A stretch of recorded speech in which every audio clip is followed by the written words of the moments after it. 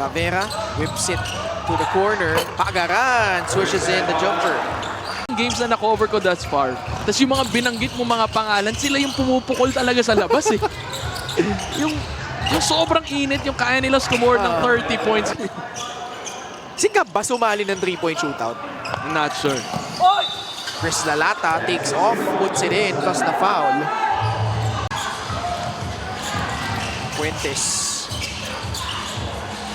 Oh, what a pass. Look away, papunta kay Chris Lalata. What a pass.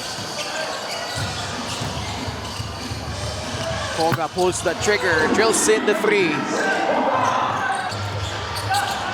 Gravera kicks it out, Pagaran.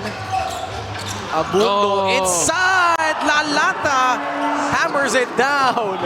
Talk about the assists of Quezon in this ball game. Pabandang tira, pasok yan. Off the mark. Abundo, bounce pass, Gravera will slap it down. That is now the 34th assist of Quezon in the ball game. Water from Rodel Gravera. Abang na si Gravera sa ilalim.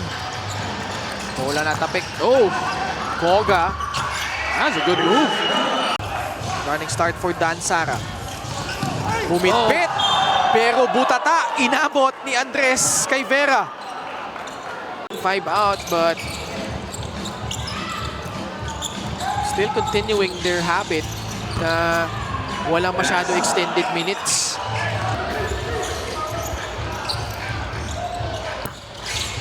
That's gonna be fun.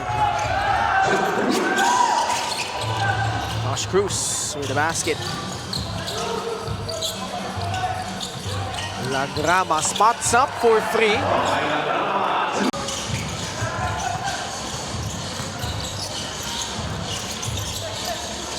Dan Sara pops in the jumper. Is gonna be the added dynamic that they could bring in as they move closer to the No, playoffs. definitely it's going to be depth in terms of offensive options. It speaks also of the management of Quezon.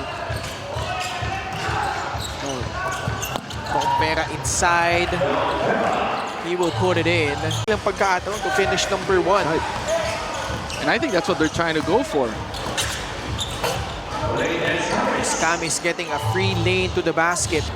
And they will improve to 14-3 after this win.